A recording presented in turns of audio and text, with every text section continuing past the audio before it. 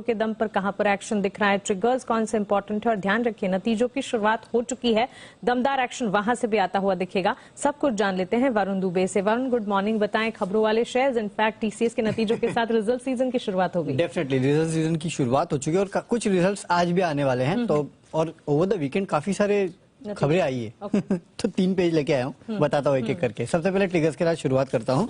तो आज delta Corp के नंबर्स आने वाले हैं, तो यहाँ पे आपको नजर रखनी है और ज्यादातर पोस्ट मार्केट ये नंबर्स आते हैं। इसके अलावा HFCL, Krishna diagnostic, Ram Krishna forging, Saregama India, Tata Metaliks, ये कुछ कंपनियां हैं जो अपने नतीजे घोषित करेगी। कैश की कंपनियां हैं, यहाँ पे नजर रखेगा।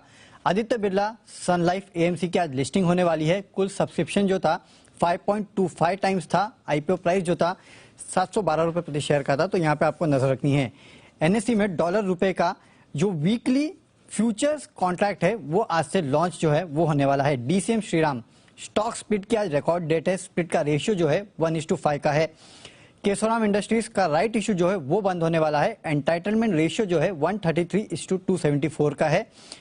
इसके अलावा इशू प्राइस जो है 50 रुपए प्रति शेयर का था। RPP इंफ्रा प्रोजेक्ट्स 48 करोड़ का जो राइट इशू है वो आज बंद होगा। इशू का प्राइस जो है 30 रुपए प्रति शेयर का था और एंटाइटलमेंट रेशियो जो है 3:5 का था। TCS के नतीजे ओवरऑल थोड़े मिले जुले हैं। डॉलर रेवेन्यू जो है वो अनुमान से थोड़ी कम है।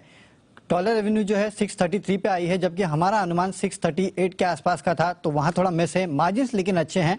25.1% का अनुमान था, 25.6% पे आए हैं। मुनाफा 9,750 करोड़ का अनुमान था, 9,624 करोड़ के आसपास आया है। तो काफी हद तक मिक्स एंड मैच है, लेकिन हाँ डॉलर रेवेन्यू जो है अनुमान से थोड़ी कमजोर है।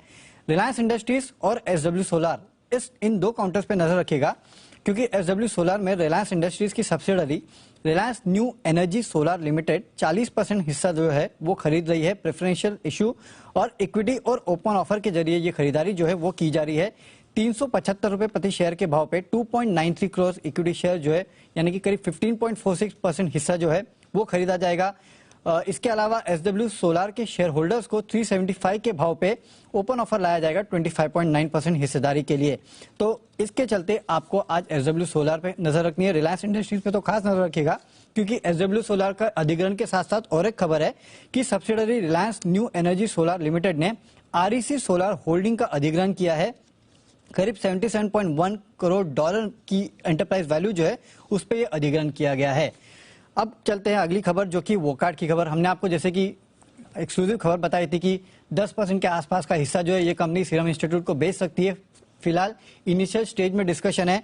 वोकार्ड ने कहा है कि कंपनी लगातार फंड जुटाने का विकल्प तलाशती रहती है और मीडिया में जो खबरें छपी है वो फिलहाल इनिशियल स्टेज में है, यानी कि इन्होंने हमारी खबर का ऑलमोस्ट कहीं ना कहीं सही ठहराया है और कहा है कि हाँ इनिशियल स्टेज में है, अगर फाइनल स्टेज हो जाता है तो ये उसके बारे में पूरी तरह से डिस्क्लोजर देंगे।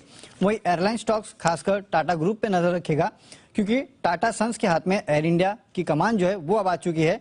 टाटा सन्स ने एयर इंडिया के लिए सबसे ज्यादा बोली लगा के इसको जीत लिया है और टाटा सन्स ने करीब 18,000 करोड़ के आसपास की बोली जो है वो जीती है। तो इसके चलते जितने भी टाटा ग्रुप स्टॉक्स है और एयरलाइन स्टॉक्स है ना, वहां पे आपको नजर रखनी है। इसके अलावा टाटा मोटर्स पे नजर रखिएगा, क्योंकि JLR ने अपने Q2 का अपडेट दिया है। कुल रिटेल बिक्री जो है उसमें करीब 18.4% के आसपास की गिरावट देखने मिली है।